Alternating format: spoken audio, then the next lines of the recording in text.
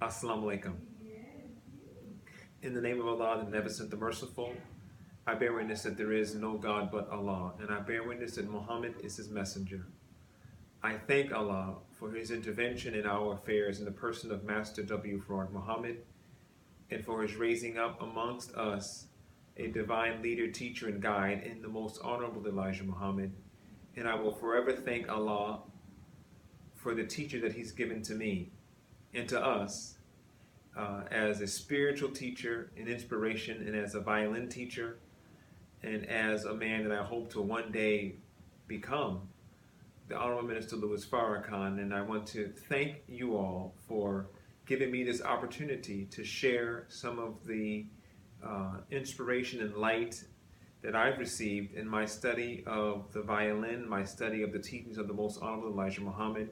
I want to thank Sister Deborah for this opportunity to expound on the topic that she gave to me and to us, which is why did the Most Honorable Elijah Muhammad want his ministers to know something of music, medicine, and colors. And I shared in a previous video that when I came into the nation as a 16-year-old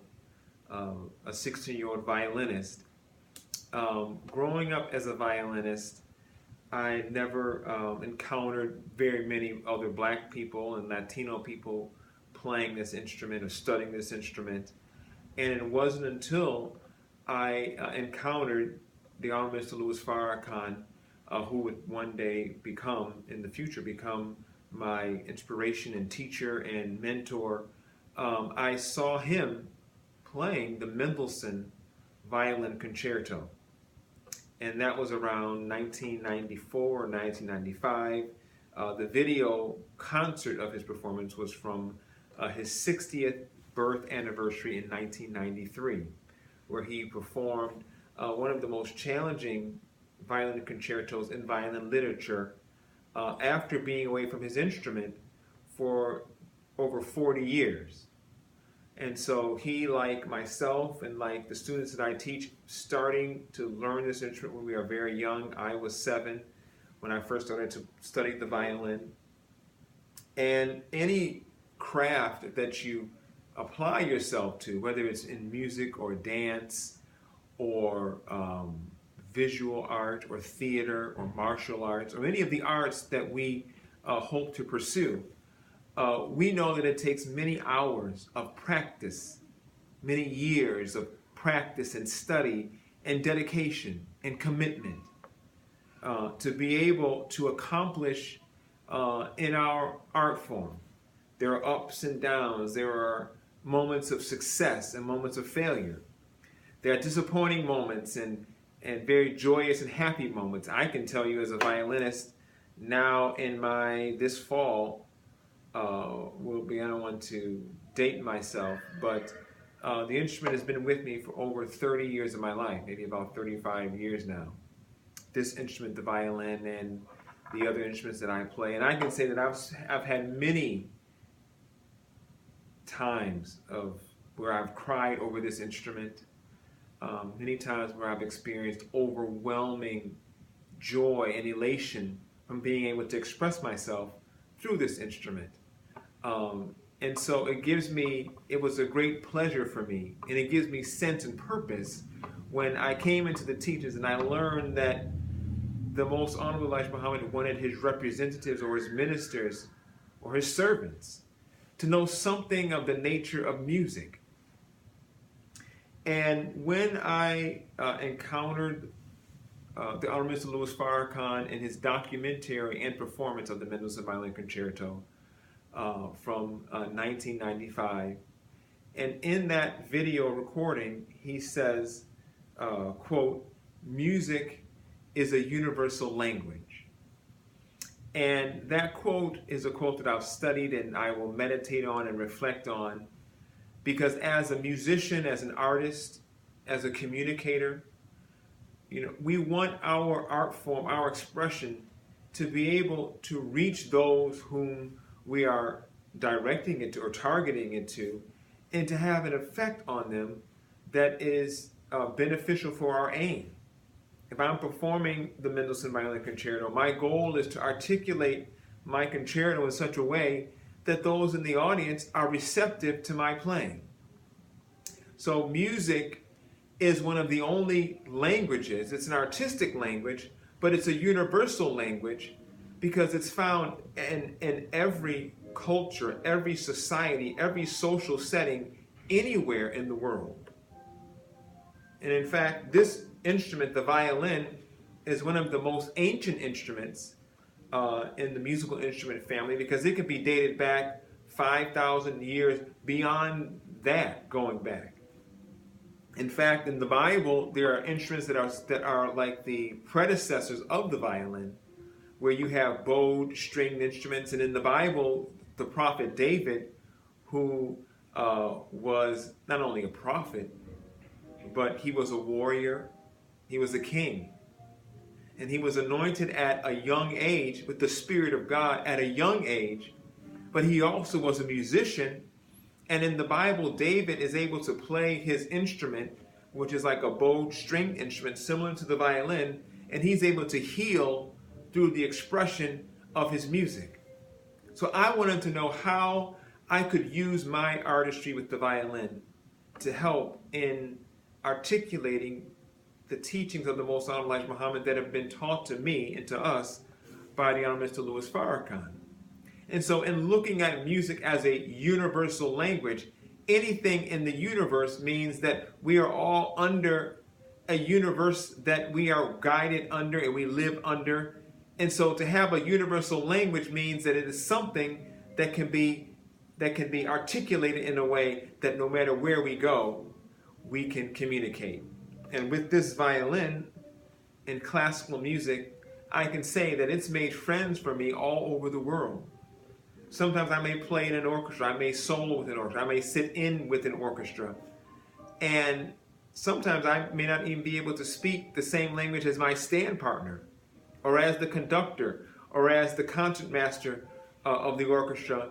But through the violin and through classical music, we can articulate, we can express ourselves, we can perform a piece, and we come together to make that music in a way that the audience that is in front of us appreciates. In that documentary, the minister, in the Mendelssohn documentary, he talks about each human having a vibration, like a note. And musical notes are formed by the wave vibrations, and the speed of that vibration is what determines what that note is. They call it hertz. And so this note, which my violin is tuned to right now, which is A, it's actually about A441 or 442, just a little higher than A440. But that note means that when that note sounds, that's a sound wave vibrating at 441 or 2, wherever it's set at right now, wave crests per second. That's extremely fast. But that's what creates the notes. And then as I change the notes,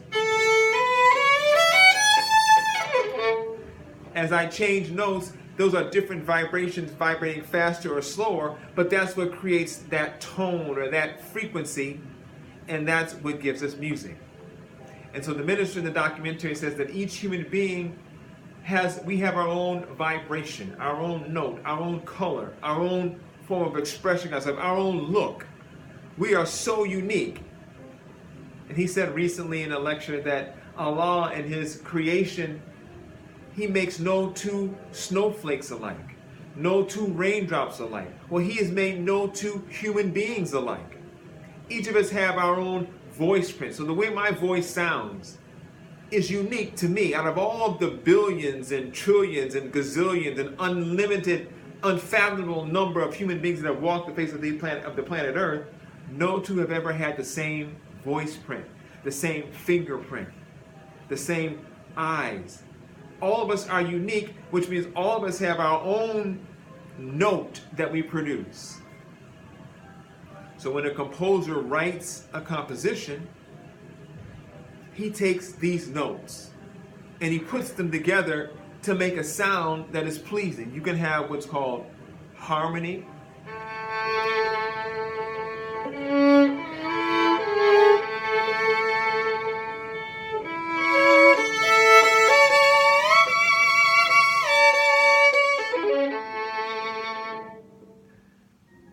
harmonies that are in major keys, minor keys. You can have what's called dissonance.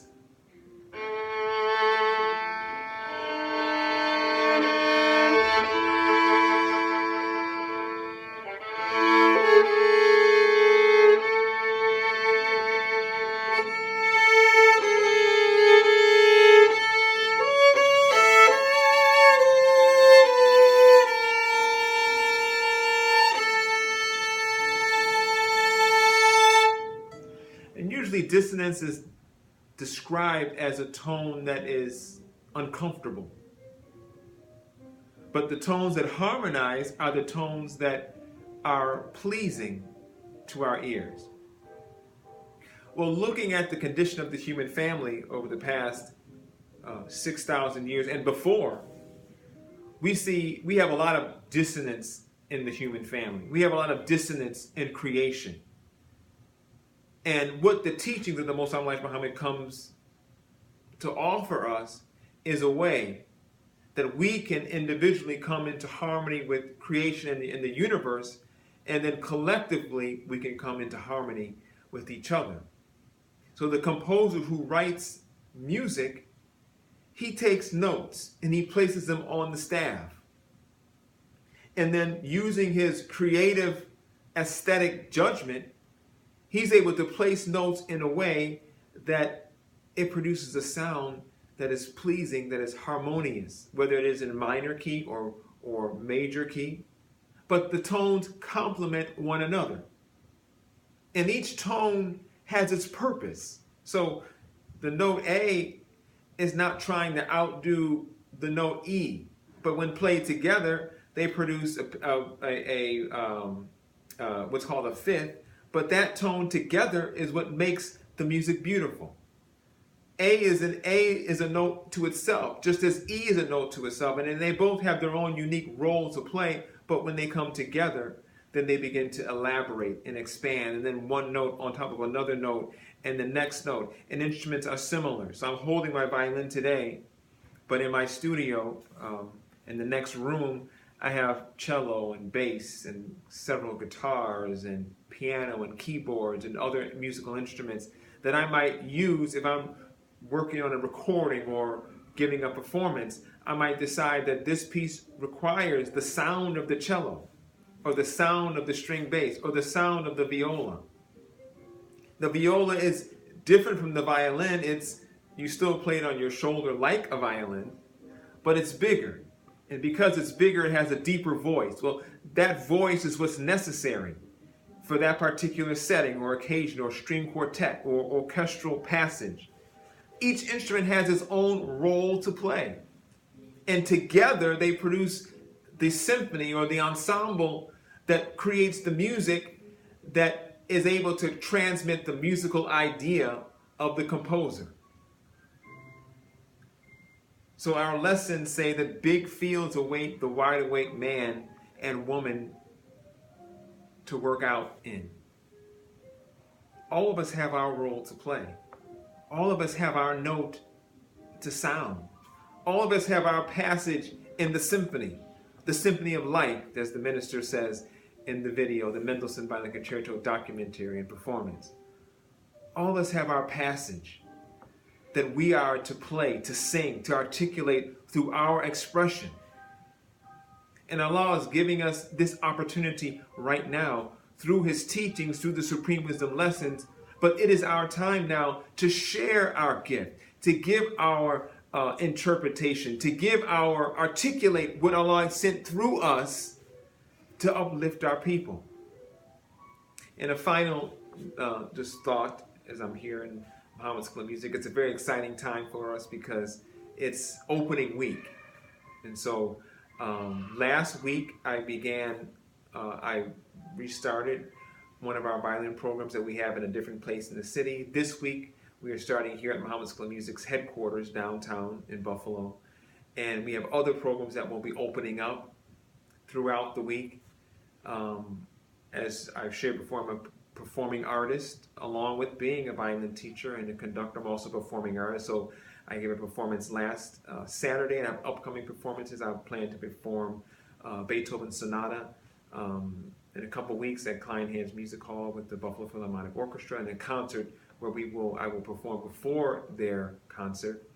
I just finished last night an original composition I have been working on for the past couple weeks, and I just finished it last night. So I'm kind of happy. Being able to express your art gives us joy. Being able to express what is in us and bring it out of us, that's one of the most elating feelings that we can have. Artistic, aesthetic creation and expression.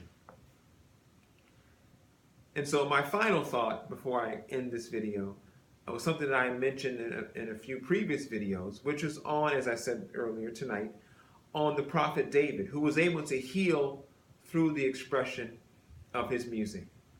And when I read that in the scripture, I immediately was intrigued because I wanted to know what kind of music was David playing that enabled him to heal Saul in the Bible, as the way that story goes in the Bible. And I asked our illustrious and illuminating Mother Tainetta Muhammad, I asked her one day, what kind of music did David play? And she said it wasn't so much the music that David played, but it was the healing power of God that was in David that came through his music. His music was that vehicle that Allah used to heal through David. And so what I took from that was that each of us have been given by Allah a talent, a gift, multiple gifts, a skill, something that Allah put in us that will allow us to channel His creative expression, whether it's for healing, inspiration, upliftment, whether it's to guide others and help humanity, to help youth or young people, or to help our brother or sister or fellow human being to move further on their path. But each of us has something that we can use to transmit this divine teaching. That's what we have to find. That's what you have to find. That's what I have to find. How to use my skill, my gift, as a vehicle for getting our divine teachings, which I believe, can uplift the entire world.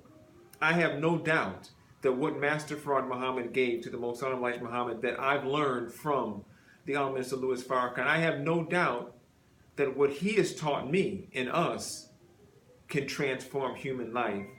And it's my prayer, my hope, that I can use my violin, my artistry, my gift of expression through vocal, through voice, to assist him in service to God and His Christ. So I want to end this week's video, and I'm encouraging all of you that are watching and listening and that have been following along each week to email me and write to me. Some of you have done that, and I thank you. But I want to know about you, because you are my teachers. I'm learning from you. I'm learning of the beauty of how you are using your gift and skill to lift up Allah's people, to inspire humanity. I'm learning from you. And so I encourage you to email me what your artistic expression is and how you are using that to cultivate yourself and cultivate those around you, whether you are in music or dance or visual art or theater. Maybe you're in martial arts or culinary arts. Whatever your artistic expression is, I'd love to hear from you. Thank you for listening. I'm going to greet you once again with the greetings of peace. Assalamu alaikum.